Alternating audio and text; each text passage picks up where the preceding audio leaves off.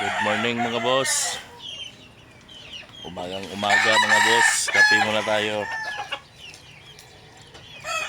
Ito po yung mga maliit na manukan ko mga boss. Oh. Maliit lang. Pero masaya. Dito ako na pasaya mga boss. Ano yan oh. Ilang piraso lang po to. Yung naka-cord may mga 8 piraso at saka nasa kulungan naman ay mga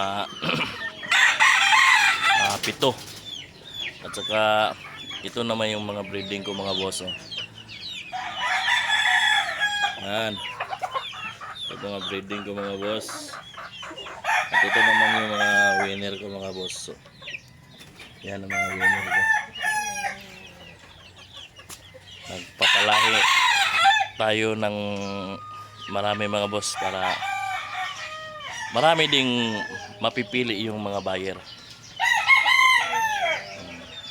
Dito lang sa akin mga boss. Ibinibinta ko yung iba para may pangbili ng patuka saka mga vitamins at saka